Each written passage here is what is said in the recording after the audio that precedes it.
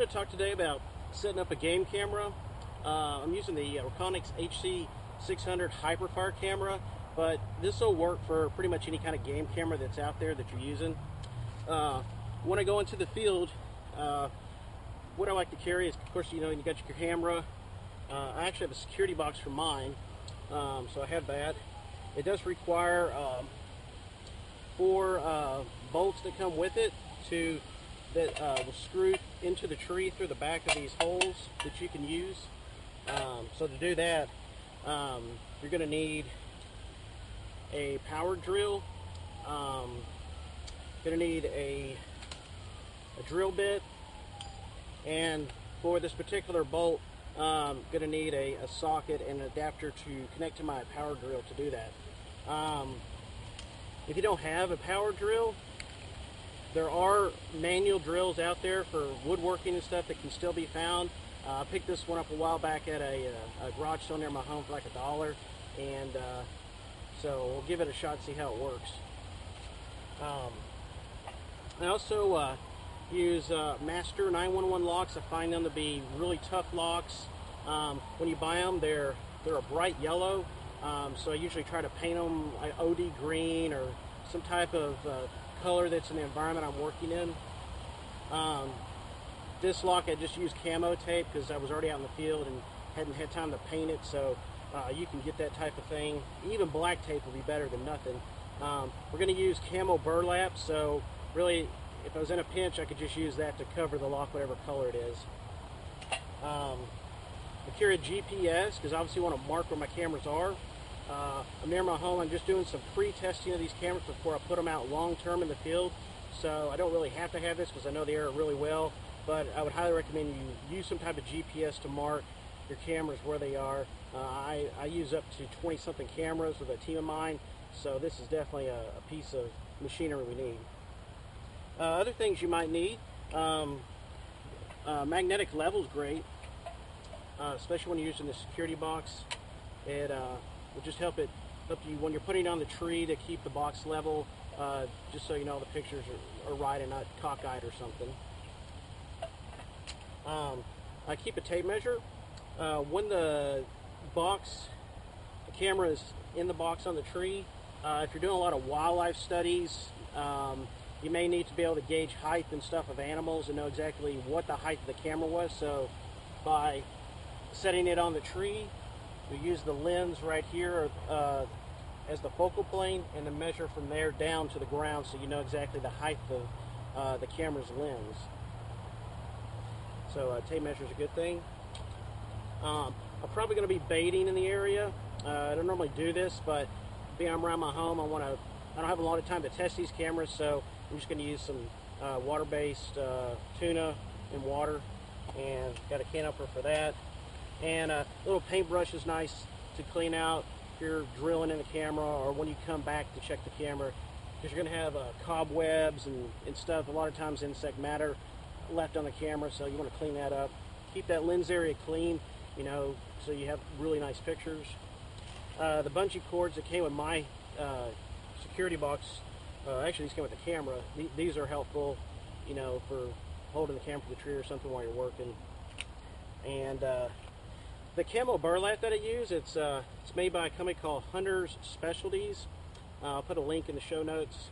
It's a 12-foot by 54-inch cloth, and you'll see that when we get it, we're going to wrap the tree after the camera's put up in this. It's a really nice product because when the box is on a tree, it's a box on a tree. It stands out. If you're in an area where there's hunters or something, you want to better camouflage your camera.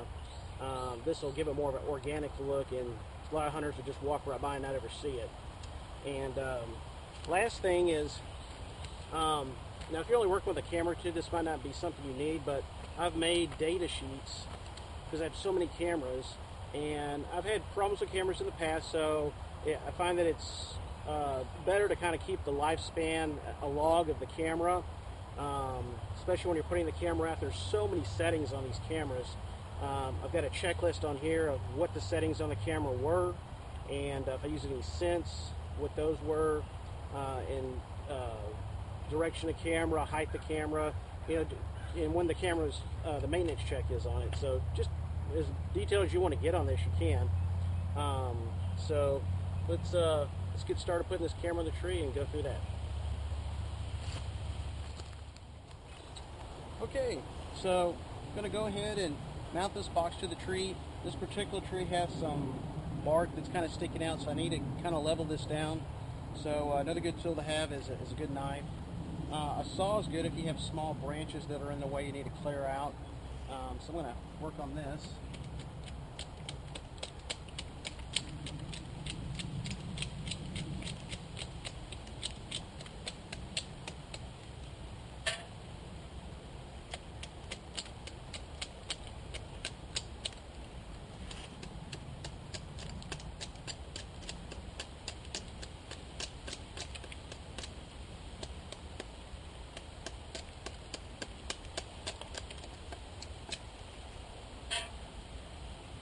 Okay, that looks good.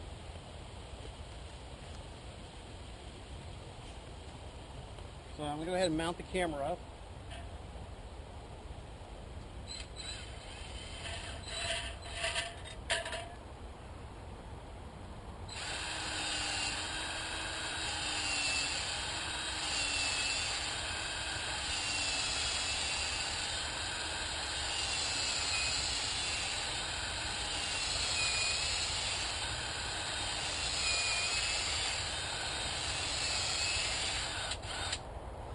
Okay, one thing I've had in the past is I've had bits break because these, the trees are green, they're live.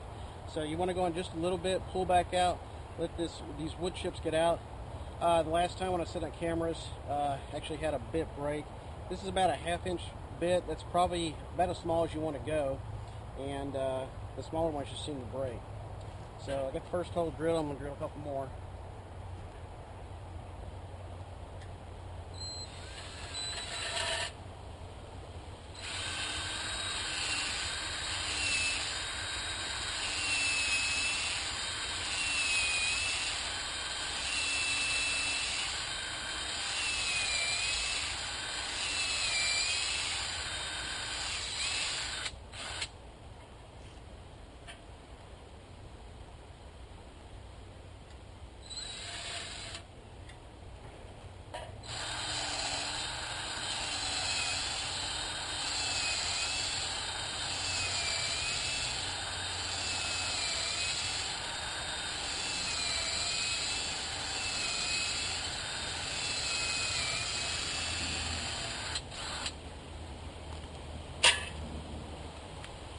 Get rid of that.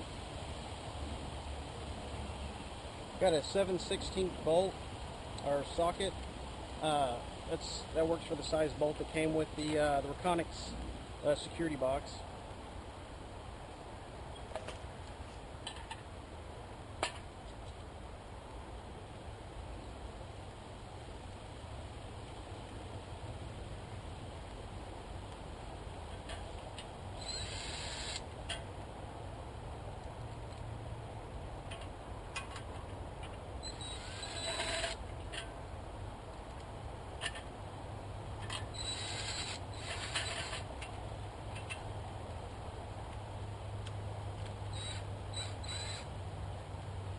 Okay.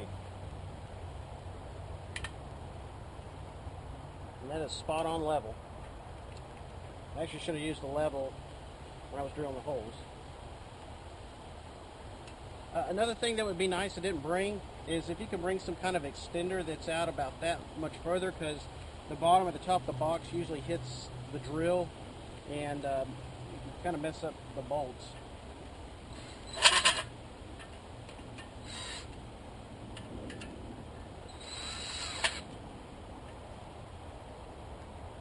Okay, that is snug. That's not going anywhere.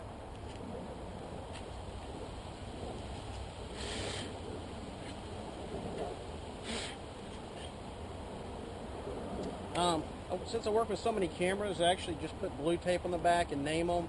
This one's going to be HF1 because I have 3 cameras I'm testing, and I've got 6 total I need to test, but only 3. So to keep track of them, you just make a number, and in the camera information, you can actually put maybe your name on the picture, or whatever you want on there.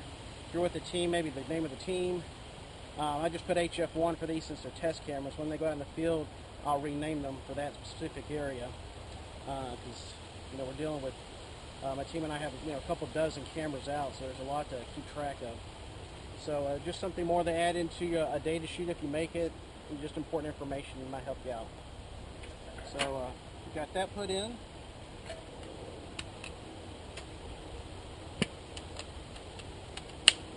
Need to get an SD card for this, so I'll be right back. Actually had to come back out and shoot the second portion of putting the camera up. The battery died after I cut it last, so this is actually the day after. One thing I mentioned before is about bringing an extender out, because the bolt and this lip here in the box, it's hard for the drill to get in because of how it's shaped. This really helps by just adding one of these, and it gives you the ability to get into the box and have some extra room so the drill's not up in there, especially when you're up here, let's say along the top bolt. It makes it a lot easier when you're putting a lot of boxes in. So a really good thing to have. So we put that down. So we got the camera now. Basically going to go ahead and flip it on. I've already got it ready to go. It's going to take 10 pictures per triggered event. And the card's already been formatted and erased. And it says arm camera. So I'm going to go ahead and hit the OK button, and it's going to arm within 10 seconds. So let's lock the camera up.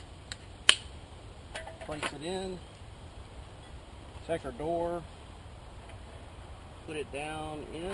Close it. I got the lock right here. Then close the bottom shackle. Protect it from the elements and the weather.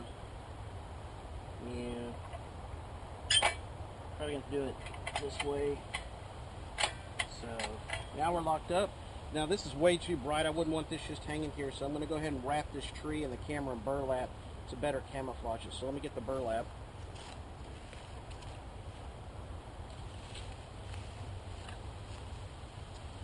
Okay, so I've cut off about it's probably a little over 4.5 feet, and I cut a window for the camera.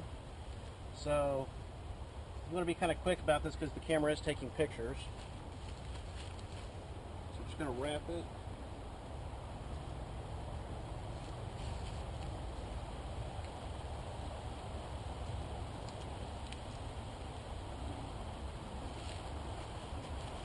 Kind of bring this out a bit. And okay, so basically I've just kind of given it more of an organic look. The burlap's a little brighter on the back, so it helps if you tuck it under where it's darker, camouflaged. And I could tie some string or something to better hold this, but this bark helps grab that burlap, so I think it's going to work out real well. And so that's this part. I'm going to go ahead and get some bait and put that out and try to bring some animals in.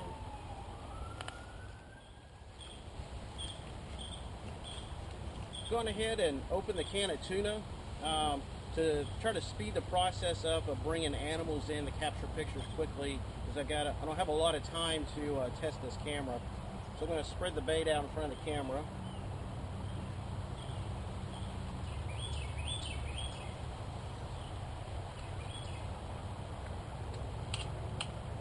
And I'm going to leave the can right down here. And that should work. So we'll be back in a few days and see what this camera's captured. And so check back. Thanks for watching.